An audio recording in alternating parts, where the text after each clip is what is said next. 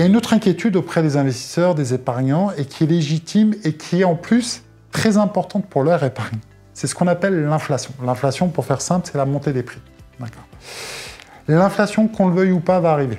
Nous qui avons profité de tous les produits chinois à bas coût, c'est terminé. Donc les produits vont être plus chers. Si les produits sont plus chers, ça va impacter le pouvoir d'achat des gens, donc il va falloir monter les salaires. Et en plus, ce qu'il faut aussi bien prendre en considération, c'est le prix de l'énergie. Là, le pétrole ne fait qu'augmenter.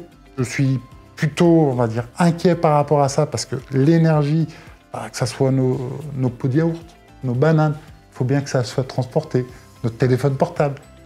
Et si demain, les coûts de l'énergie montent, forcément, les prix monteront. Ce n'est pas un risque, sauf pour votre épargne.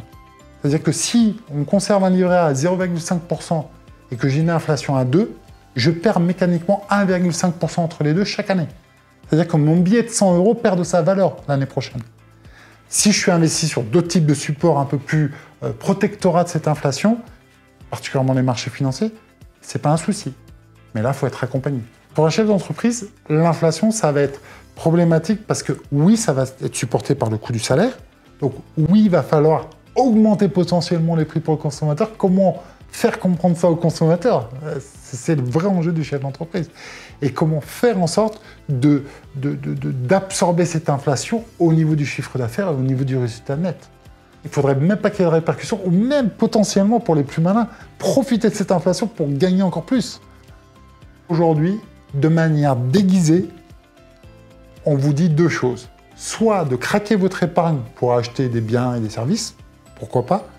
Soit deuxièmement, de ne plus rester sur des livrets A, code vie, compte courant, parce que ce n'est pas du tout rentable financièrement, de le craquer pour aller soutenir des entreprises et aller chercher de la valorisation. L'épargnant aujourd'hui, il est pris en étau.